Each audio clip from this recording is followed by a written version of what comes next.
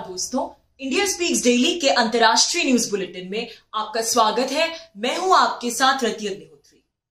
Vaccine raw material के निर्यात पर अमेरिका ने जो प्रतिबंध लगा रखे हैं, जिसका बेहद नकारात्मक असर हमें भारत के वैक्सीन उत्पादन पर भी देखने को मिला, उस मामले को लेकर अमेरिका ने अभी भी चुप्पी साधी हुई है। यह मुद्दा अब कूटनीतिक बन गया है और खबरों के अनुसार डिप्लोमेटिक चैनलों के माध्यम से भारत लगातार ये मुद्दा अमेरिकी प्रशासन के सामने उठा रहा है। अमेरिका में भारत के राजदूत तरनजीत सिंह संधू लगातार ये मुद्दा अमेरिकी सरकार के सामने उठा रहे हैं कि भारत फिलहाल जिस प्रकार के दौर से गुजर रहा है, जिस तेजी से कोरोना वायरस केसेस भारत में बढ़ रहे हैं और जिस प्रकार से स्थिति अनियंत्रित हो रही है, उसे काबू में करने के लिए आवश्यक है कि कोरोना वैक्सीन का उत्पादन बढ़ाया जाए और इसके लिए जरूरी है कि अमेरिका ने जो प्रतिबंध लगा रखे हैं कोरोना वैक्सीन के लिए, जो रॉ मटेरियल चाहिए होता है उसके प्रोडक्शन के लिए, उनके ऊपर उस प्रतिबंध को अमेरिका जो है वो तत्कालिक तौर पर हटा दे।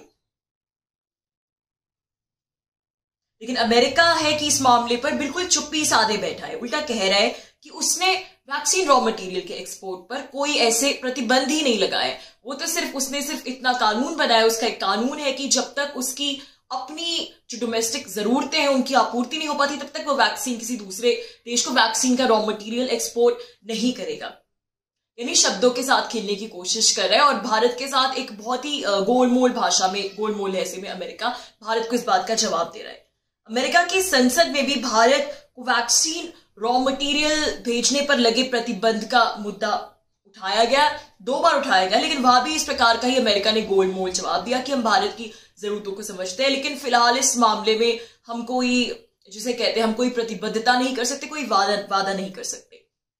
जो व्हाइट हाउस में इस संबंध में सवाल किया गया तो वहां की प्रेस सेक्रेटरी जैन पॉस्की ने बस इतना कहा कि हम भारत की आवश्यकताओं को समझते हैं। वहीं कोविड-19 रिस्पॉन्स टीम के वरिष्ठ सलाहकार और national institute of allergy and infectious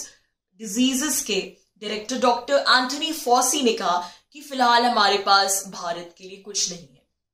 serum institute के सीईओ पूनावाला ने अमेरिकी राष्ट्रपति जो बाइडेन को कुछ समय पहले ही हाल ही में ट्वीट किया था और इस ट्वीट में उन्होंने स्पष्ट तौर पर लिखा था कि अगर भारत और अमेरिका को कोरोना वायरस की ये जो लड़ाई है के खिलाफ, ये जो लड़ाई है, इसको साथ मिलकर जीतना है, तो इसके लिए जरूरी है कि ये जो प्रतिबंध लगा रखे हैं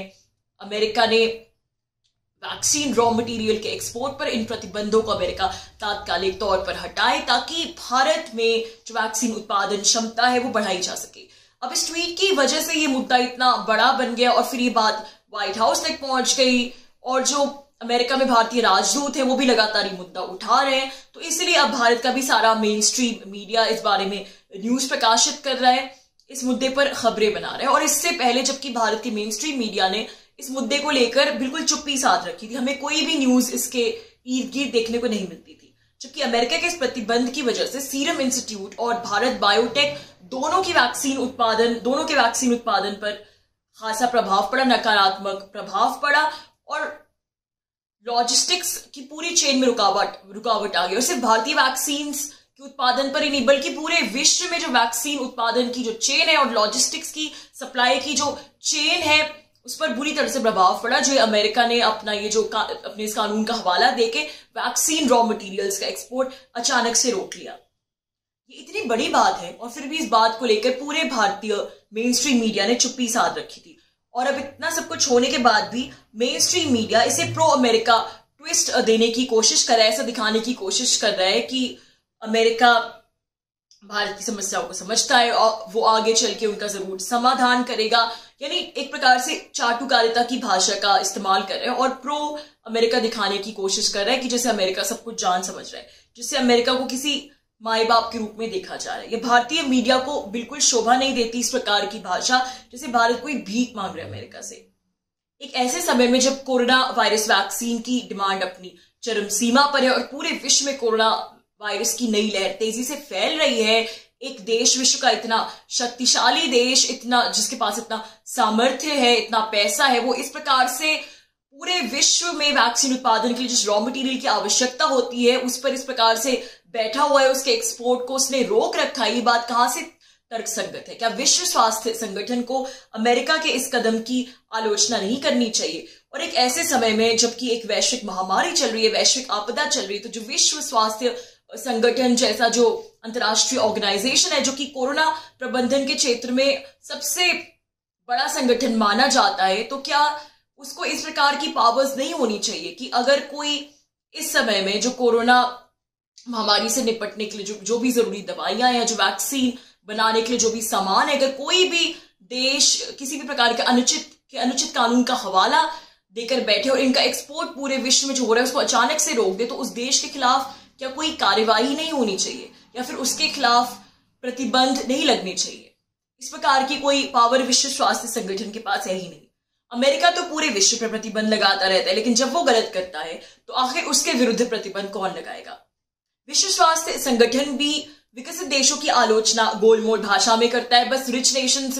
ये नहीं कर रहे, रिच नेशंस वो नहीं कर रहे, रिच नेशंस कह के उनकी आलोचना करता रहता है, किसी का नाम नहीं लेता। जब आपदा प्रबंधन का जो सबसे ऊंचे लेवल का मैकेनिज्म है, यानी विश्व स्वास्थ्य संगठन, अगर वो ही गरीब और विकासशील देशों के हित के बारे में नहीं सोचेगा, उनके लिए नहीं लड़ेगा, अगर वो भी अमेरिका जैसे देश के सामने नतमस्तक होगा, तो फिर और किसी से क्या उम्मीद की जा सकती है?